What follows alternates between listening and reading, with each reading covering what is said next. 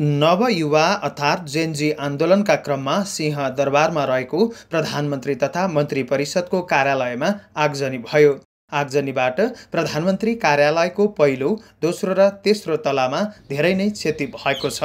त्यहाँ रहेका कागजपत्र पनि जलेका छन् भने केही कागजपत्र मात्र बाँकी रहेको अनुमान गर्न सकिन्छ। प्रधानमन्त्री कार्यालयको 40% भाग मोटामोटी रूपमा आगलागीमा परेको अनुमान गर्न सकिन्छ। अर्थ मन्त्रालय सुरक्षित रहेको छ, तर अर्थ मन्त्रालयको दुवैतर्फ पार्किङमा राखिएका सवारी जल्दा अर्थ मन्त्रालयको पछिल्लो भागका केही झ्यालहरू सामान्य चर्किएका छन्। अन्यथा अर्थ मन्त्रालयको भवनमा खासै भौतिक क्षति भएको देखिँदैन।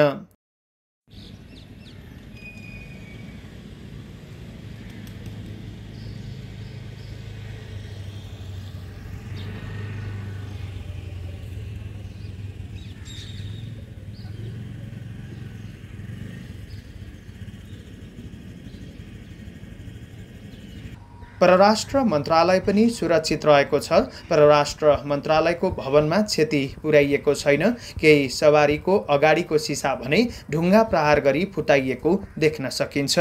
प्रदर्शनका क्रममा सबैभन्दा ठूलो क्षति गृह मन्त्रालयले बेहोरेको छ। गृह मन्त्रालयको दुवैतर्फको भागमा आगजनी गरिएको छ।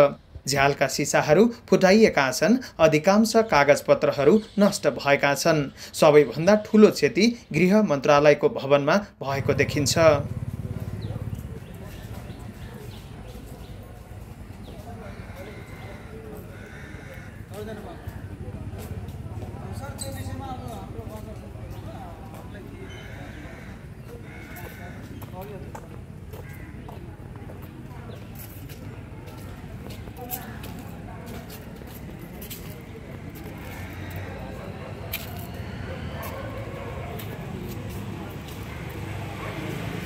गृहपछि ऊर्जा, जलस्रोत तथा सिँचाइ मन्त्रालयमा क्षति पुगेको देखिन्छ। यो मन्त्रालयमा अगाडि र पछाडि दुवैतर्फ आगजनी गरिएको छ। यद्यपि मूल भवनमा 30% को हाराहारीमा क्षति पुगेको प्रारम्भिक अनुमान गर्न सकिन्छ।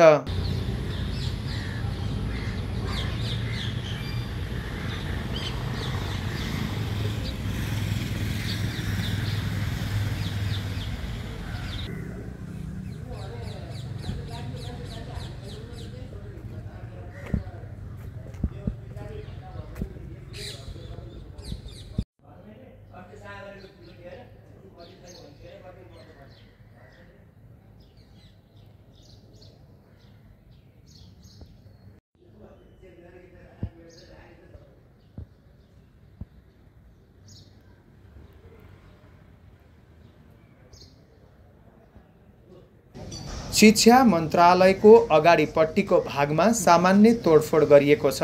राष्ट्रिय सतर्कता केन्द्रतर्फ अलि बढी क्षति पुगेको देखिन्छ।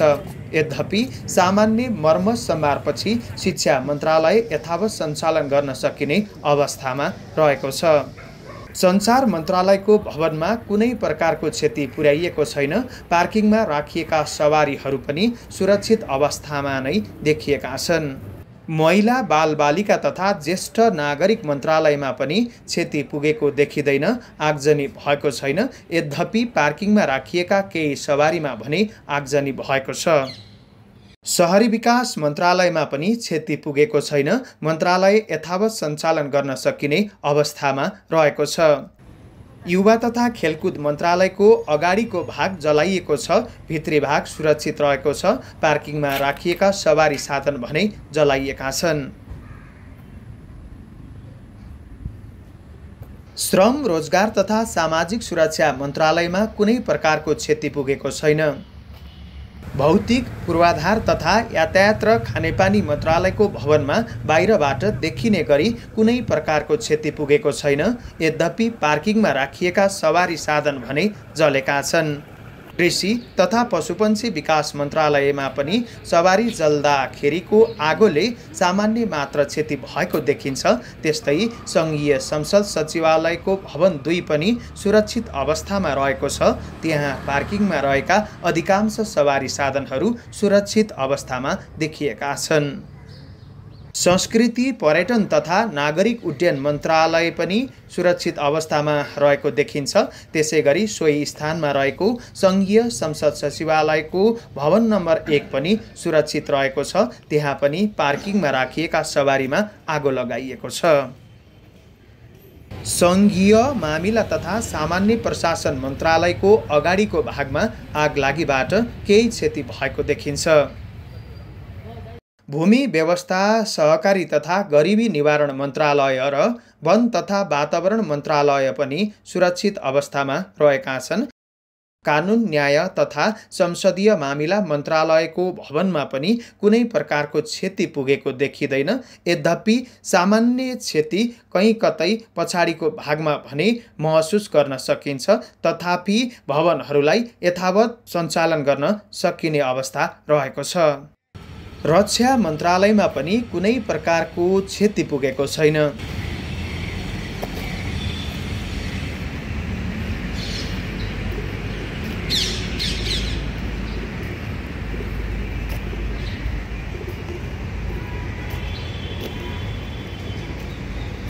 त्यसैगरी उद्योग, वाणिज्य तथा आपूर्ति मन्त्रालयमा पनि कुनै प्रकारको क्षति पुगेको छैन।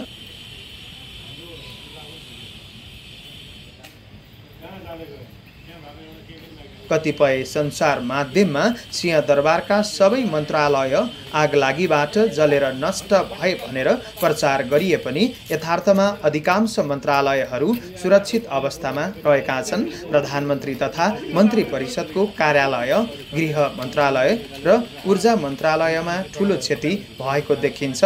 अन्य मन्त्रालयबाट काम सुचारू गर्न सकिने अवस्था रहेको छ।